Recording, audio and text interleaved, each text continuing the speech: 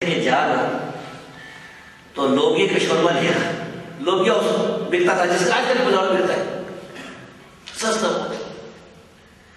تھوڑی سی ٹھنڈی روٹی کے پاس ہوتی تھی, ذرا سی روٹی لی ہے, تھوڑا سا لوبیا افطار کیا, بس روزہ افطار. رات کو کیا میں تہجد میں اللہ سے رابطہ ہے, دن کو روتے ہیں یہ. اور میدان جنگ میں بھی یہ امام محمد بن حنبل دنیا کے فتنوں سے بڑے پریشان تھے. وہ فرمایا کرتے تھے کہ میں کوڑوں, جب مجھے کوڑے لگ رہے تھے نا ان دنوں میں, جب کوئی مسئلہ ہو رہی تھی تو میں کبھی کبھار اللہ سے دعا کرتا تھا کہ اللہ مجھے دنیا سے اٹھا لے. لیکن اب جو دنیا میں دیکھتا ہوں کہ پیسے آ گئے, والے دونوں تو آ گیا, یہ دنیا یہ تو بڑا خطرناک کی, اس سے تو وہ فتنہ جو ہے وہ کم تھا. اسی طرح جب ان کو کوڑے لگے تھے تو اس وقت روزے میں تھے, روزہ نہیں کاٹ کیا تھا. ان کو پھر کوڑے مار کے گرا دیا گیا, پھر اٹھا کر جیل کمرے میں گئے, روزہ رکھا تھا, ٹیم پر وقت پر افطار کیا. امام احمد بن حنبل رحمہ اللہ نے تمام لوگوں کو معاف کر دیا تھا جنہوں نے پر ظلم کیا تھا. پھر انہیں بہت پیسے دولت لوگوں نے دینے کی کوشش کی, انہوں نے دیکھا ہی ضرورت ہی نہیں.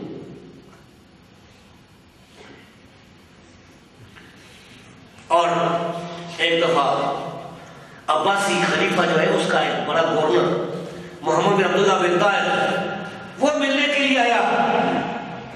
وہ گھر میں تھے, اس نے پتہ بھیجا کہ میں ملاقات کے لیے آؤں. یہ سمجھ لے کہ یعنی مثال کے طور پر پاکستان کا وزیر اعظم جو ہے نا یہ آ گیا کسی کے دروازے پر, تو اگر گھر والے کو پتہ چل جائے تو دوڑے لگ جائے خوش ہو کر. احمد بن حنبل رحمہ اللہ نے فرمایا کہ میں ملاقات ہی نہیں کرتا, اس کو گو واپس چلا جائے, ملاقات ہی نہیں کرتا.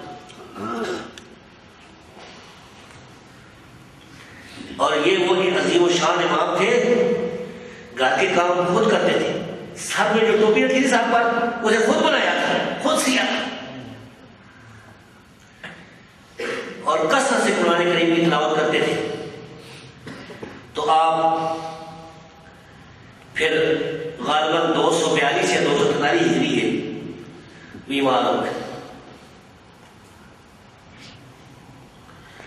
اس بیماری میں ایک دن گھر سے باہر آئے, دروازے کے پاس بیٹھے تو ایک محدث وہاں سے گزرے.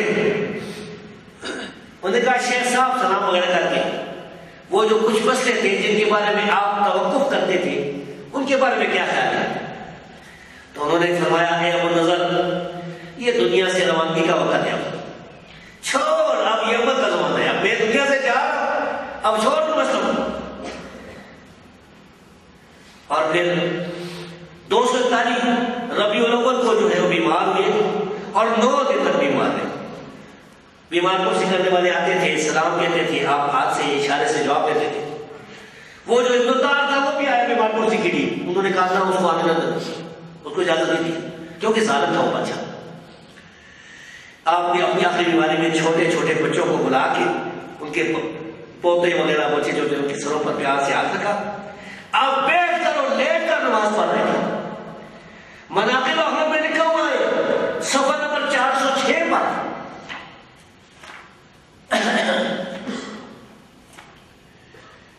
یہ لکھا ہوا ہے کہ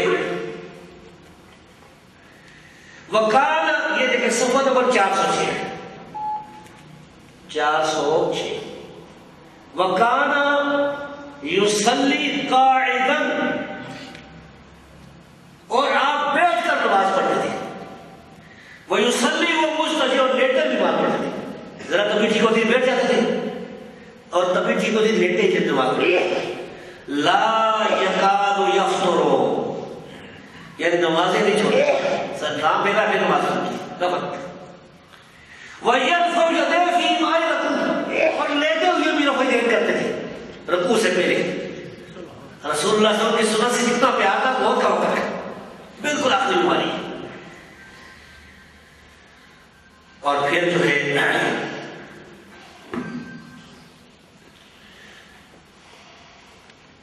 جمعہ کے دن کثرت سے پڑھ رہے تھے لا الہ الا اللہ, کوئی الہ نہیں, کوئی معبود نہیں صرف اللہ کی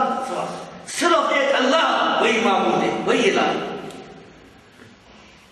آپ نے اپنا رخ قبلے کی طرف خانہ کعبہ کی طرف اس طرح چل رہے ہیں، اور دوپہر سے پہلے جمعہ کے دن آپ کی روح جسم سے نکل گئی اور لوگوں نے گلی کوچوں میں رونا شروع کر دیا، دنیا اجڑ گئی، دنیا تباہ. صالح کہتے ہیں کہ وفات کے وقت میرے ابا جو ہے باتیں نہیں کر سکتے تھے، زبان لڑا رہے تھے، ان کے ووٹ ڈال رہے تھے، یعنی کلمہ طیبہ کا ورد کر رہے تھے حتیٰ کہ فوت ہو گئے. تو یہ عظیم الشان امام اتنے ظاہر، اتنے متقی، اللہ سے ڈرنے والے، انہوں نے حدیثیں بیان کی. نبی کریم صلی اللہ علیہ وسلم کی حدیث ہم تک پہنچائی ہے. ایسے اماموں سے، ایسے بزرگوں سے محبت کرنا، پیار کرنا یہ ضروری ہے. جو ان کی گستاخی کرے گا وہ اصل میں نبی کریم صلی اللہ علیہ وسلم کا گستاخ ہے، وہ اصل میں حدیث نہیں مانتا، اللہ کی بات نہیں مانتا. جس طرح جو منکر حدیث ہوگا نا، یہ بنیادی خاطر سمجھے، جو منکر حدیث ہوگا وہ منکر قرآن ہوگا. یہ منکرین حدیث جو پرویزی ہے، یہ قرآن نہیں مانتے. قرآن میں جو لکھا ہے، مثلا قرآن میں لکھا ہے کہ موسیٰ علیہ السلام نے لاٹھی پھینکی اجدہا بن گئی، یہ نہیں مانتے. قرآن میں لکھا ہے کہ اللہ تبارک و تعالیٰ نے آدم علیہ السلام کو پیدا کیا، خلقوں میں تراب، مٹی سے پیدا کیا، یہ نہیں مانتے. اب تو پتہ ہے کہ پرویز جو تھا، پرویز طلوع اسلام والا، اس نے کتاب لکھی ہے جس کا نام ہے عالمگیر افسانے ہیں. عالمگیر کا مطلب ہوتا ہے پوری دنیا ہے عالم میں، یعنی انٹرنیشنل افسانے میں اسٹوریز، کس سے جھوٹے کس سے. اس میں اس نے لکھا ہے کہ یہ جو مسلمان کہتے ہیں نا کہ اللہ تعالیٰ نے آدم علیہ السلام کو پیدا کیا تھا، یہ افسانہ ہے. کہتا ہے کہ انسان کی جو ابتدا ہے یہ جرثومے سے، جرثیم سے، وہ جو ڈارون کی جو جرثومہ. یہ قرآن نہیں مانتے، یہ اللہ کو نہیں مانتے. اللہ رب العزت جو 7 آسمانوں سے اوپر عرش پر مستوی ہے اسے نہیں مانتے. تو بھائیو، ایسے لوگوں کا رد کرنا اور اہل حق سے محبت کرنا، ان کا دفاع کرنا یہ ضروری ہے.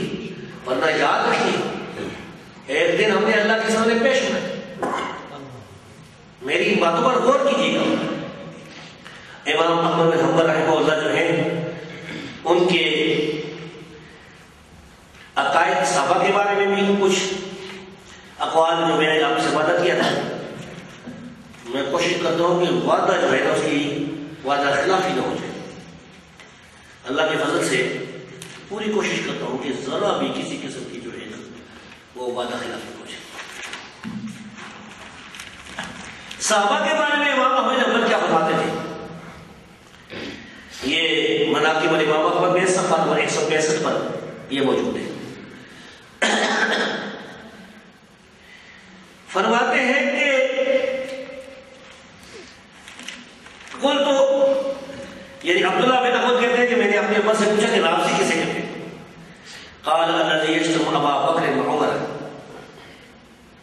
جو ابو بکر اور عمر کو گالیاں دیتا ہے وہ رافضی ہے رضی اللہ عنہ. اور پھر کہتے ہیں کہ میں نے اپنے ابا سے پوچھا کہ کوئی آدمی صحابہ کو گالیاں دے تو اس کے بارے میں کیا مسئلہ ہے؟ قال ما وراء الاسلام، میں سمجھتا ہوں وہ اسلام پر نہیں، مسلمان نہیں ہوا، اسلام سے خارج.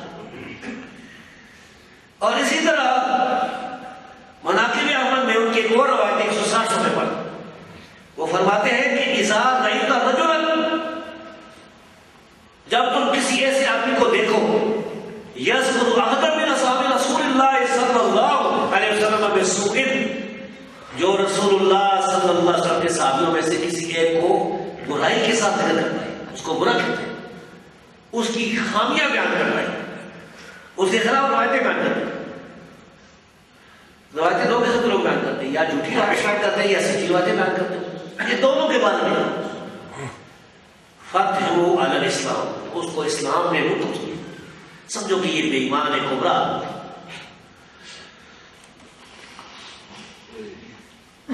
اسی طرح امام احمد بن حنبل جو ہے وہ اپنے بیٹے کو اس میں یہ لکھایا ہے کہ اس امت میں نبی کریم صلی اللہ علیہ وسلم کے بعد سب سے افضل انسان ابو بکر صدیق رضی اللہ عنہ، پھر عمر رضی اللہ عنہ، پھر عثمان رضی اللہ عنہ، اور اسی طرح وہ فرماتے تھے کہ خلفائے راشدین ابو بکر، عمر، عثمان اور علی رضی اللہ تعالیٰ چاروں کو آپ خلفائے راشدین شمار کرتے تھے۔ سوالات ابن ہدی کے نام سے کتاب ہے جو امام احمد بن حنبل کی شاگرد نے لکھی ہے، میرے پاس 2 دن میں موجود ہے اور میرا خیال میں لائے وہ اپنے ساتھ۔ یہ ہے مسائل ابن ہدی۔ مسائل ابن ہدی میں 296 نمبر پر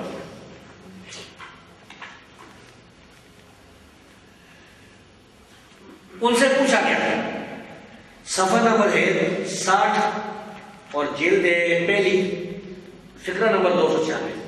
وَسُئِلَ عَنِ الَّذِي يَشْتُمُ مُعَاوِيَةَ أَيُصَلَّىٰ خَلْفَهُ۔ امام احمد بن حنبل سے پوچھا گیا کہ کوئی آدمی امیر معاویہ کو گالیاں دیتا ہے، اس کے پیچھے نماز پڑھنی چاہیے؟ قال لا يصلى خلفه، فرمایا اس کے پیچھے نماز نہیں پڑھنی چاہیے۔ ولا کرامہ، اس کا کوئی احترام ہے ہی نہیں، اس کی تو کوئی عزت ہے ہی نہیں۔ اسی طرح امام احمد بن حنبل کے بارے میں کتاب السنہ خلال میں لکھا ہوا ہے کہ ایک آدمی نے کہا، کسی آدمی نے کہا، پوچھا ہوگا کہ میں نہ تو امیر معاویہ کو قاتل وہی میں سمجھتا ہوں اور نہ میں انہیں خالق المؤمنین کے مومنوں کا معبود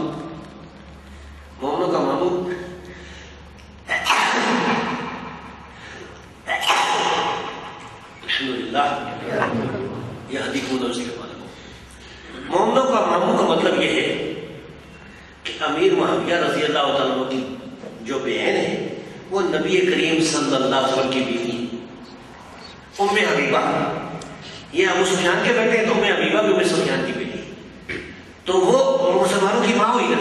نبی صلی اللہ علیہ وسلم کی جو بیٹیاں ہیں وہ مہاتر کو بیٹی، وہ مسلمانوں کی مائیں ہیں، تو ان کی جو بھائی ہوئی تو ماں ہوئی ہے۔ یہ کسی نے کہا کہ میں ان کو قاتل وہی سمجھتا ہوں، حالانکہ قاتل وہی ہونا امیر معاویہ کا امام بہقی کی دلائل النبوہ میں صحیح سند سے ثابت۔ کانا وکانا یکتب الوحی، تو اس نے کہا میں نہ انہیں قاتل وہی سمجھتا ہوں، نہ مومنوں کا معبود سمجھتا ہوں، اور اس نے تو خلافت پر غصبانہ قبضہ کر لیا تھا۔ اس کا جواب امام احمد بن حنبل نے یہ دیا، ھذا قول سوء نبی، یہ گندا قول ہے، یہ برا قول ہے۔ یجالبون ہؤلاء القوم، ایسے لوگوں سے بائیکاٹ کرنا چاہیے، لا یجالسون، ان کے پاس نہیں بیٹھنا چاہیے، ونبین امرهم للناس، تو لوگوں کو بتائیں گے ان کے بارے میں یہ لوگ صحیح۔ اسی طرح کتاب السنہ خلال میں یہ صحیح روایت بھی ہے کہ کسی نے پوچھا امیر معاویہ افضل تھے یا عمر بن عبدالعزیز افضل تھے، اور انہوں نے فرمایا امیر معاویہ افضل ہے، صحابہ کے برابر ہم کسی کو نہیں سمجھتے، جو صحابہ کا مقابلہ ہے نا وہ کسی کا مقابلہ۔ امام احمد بن حنبل رحمہ اللہ صحابہ کے بارے میں بہت ہی عظیم ہی جو ہے ان کا موقف تھا، اور اسی طرح امام احمد بن حنبل یہ بھی فرماتے تھے کہ جو آدمی من رد حدیث رسول اللہ صلی اللہ علیہ وسلم فهو لا شفاء ہلاکا، جو آدمی رسول اللہ صلی اللہ علیہ وسلم کی حدیث کو رد کرتا ہے وہ ہلاکت کے کنارے یا تباہ ہے۔ امام احمد بن حنبل وہ کا زیادہ تو نہیں ہوگا، انسان کا نہیں،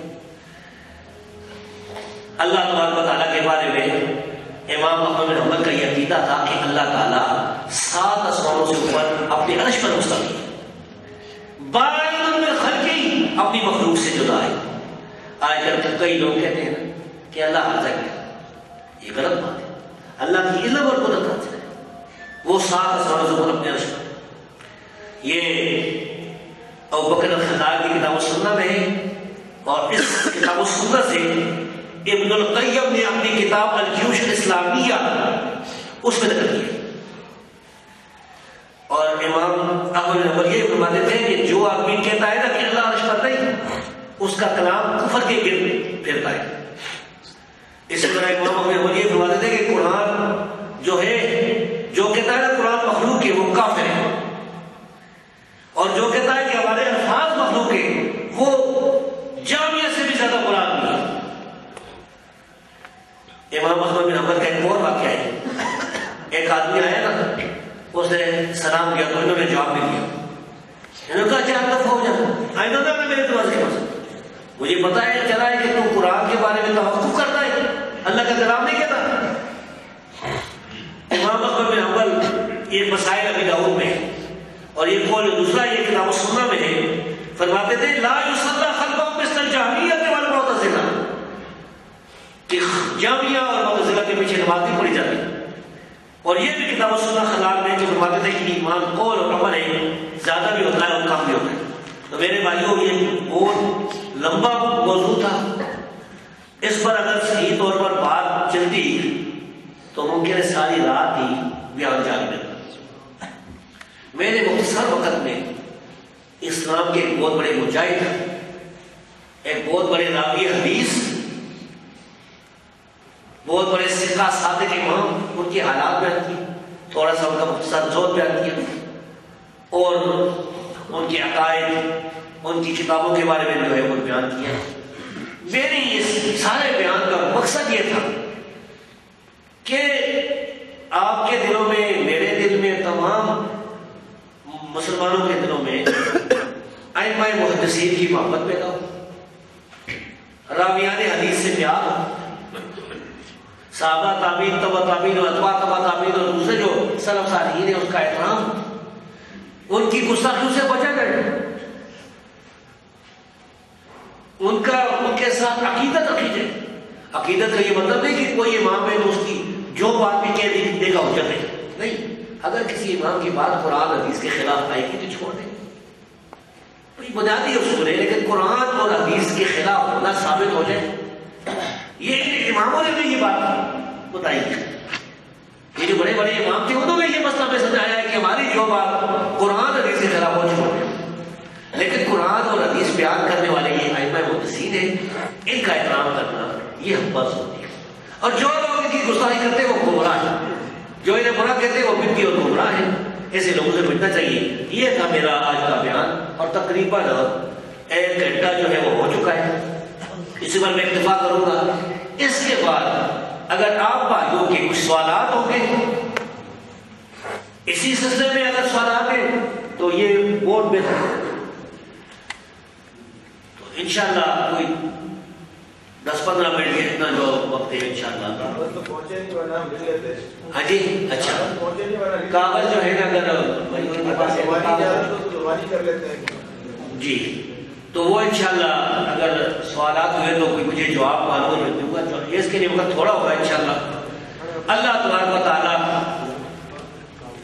مجھے اور آپ کو حق پر عمل کرنے کی توفیق عطا فرمائے. اللہ رب العزت ہماری خطائیں معاف کرے. اللہ رب العزت ہمیں کتاب و سنت پر عمل کرنے والا بنائے. اللہ رب العزت اس دنیا میں صحیح عقیدے اور اعمال کے ساتھ زندہ رکھے، اور مرنے کے بعد قبر کے عذاب سے، اشر کی سطح سے بچائے.